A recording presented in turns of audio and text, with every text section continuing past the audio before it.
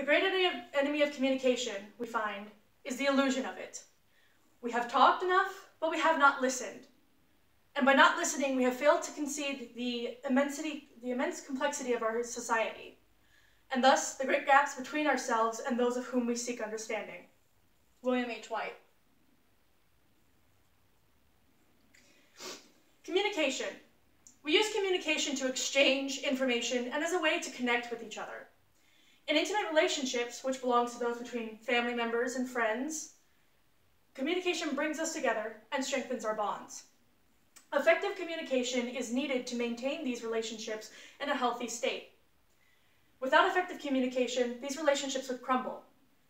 Now, many may not know where to start when applying effective communication to these relationships. But first, one must understand what goes into effective communication. To effectively communicate, the communicator must be aware of their audience and the setting. As C.S. Lewis stated, don't use big words, don't use words too big for the subject. Don't say infinitely when you mean very. Otherwise, you'll have no word left to use when you want to talk about something really infinite. The communicator and the audience must keep an open mind with during communication, as well as clarity and reflection on the communication. For example, if the audience is confused throughout conversation, they can ask questions to clarify and reiterate to show understanding and reflection of the conversation. Effective communication also relies on nonverbal communication. These are things such as body movement, eye contact, facial expression, closeness, etc. And the amount of nonverbal communication can change the way someone understands the situation. And oftentimes, more nonverbal communication is better. Nonverbal cues would be, these people are bored, they're interacting, she's happily greeting and smiling, and those are conducting business. Now, communication when it comes to relationships often focuses around the wants and needs of those involved.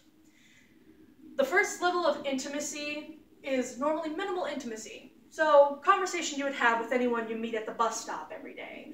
A hello or how do you do?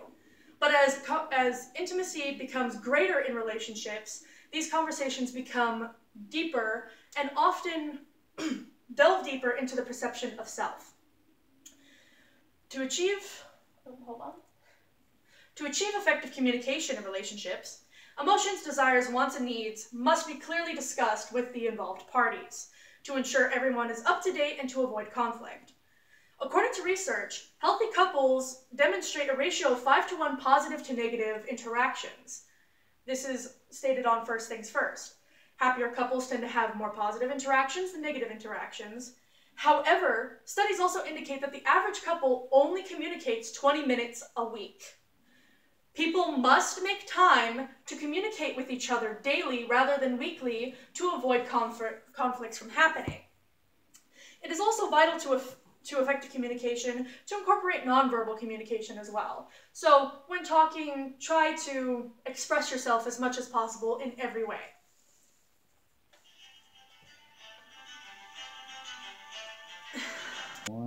Starting record.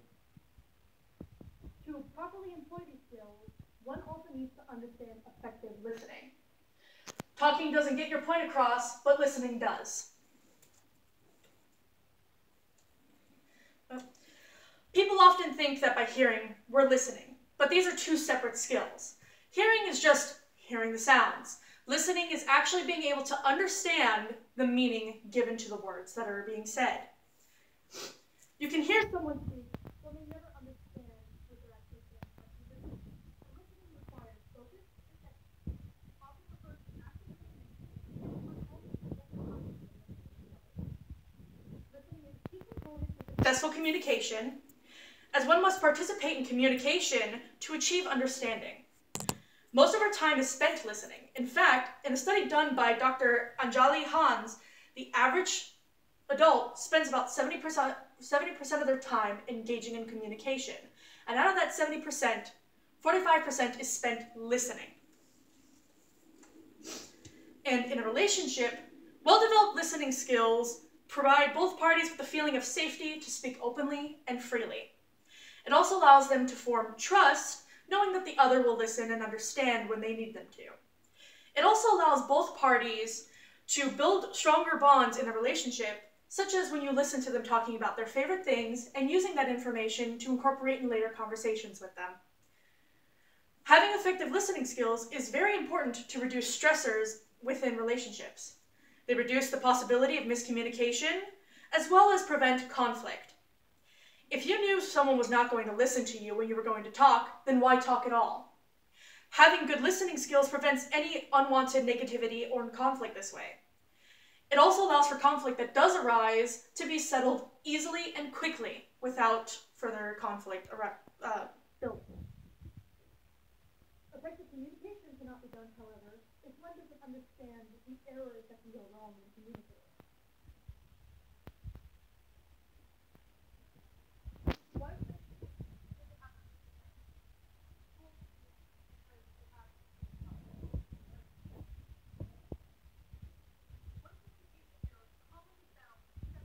Understand that it's a choice. We choose to communicate what we communicate and when we do. But oftentimes, people feel that they need to communicate every day. And that is not true. And also, people believe that you have to force people to communicate. Forcing people to communicate, especially in relationships about their emotions, can cause further turmoil in you.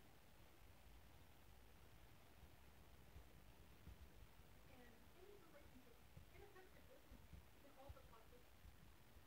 Not understanding one's feelings.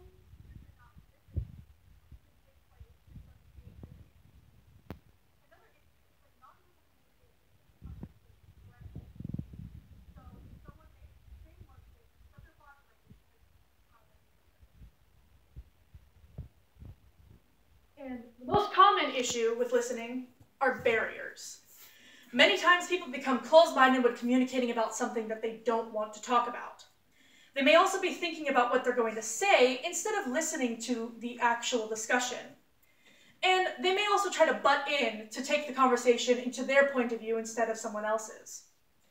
And according to Dr. Randy Gunther's article, The Missing Piece in Intimate Communication, many partners' communication consists of a performer and an audience, rather than both.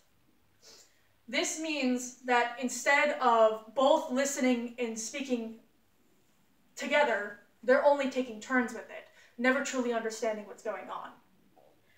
With that being said, the lack of effective communication between partners leads to unhappy and unhealthy relationships.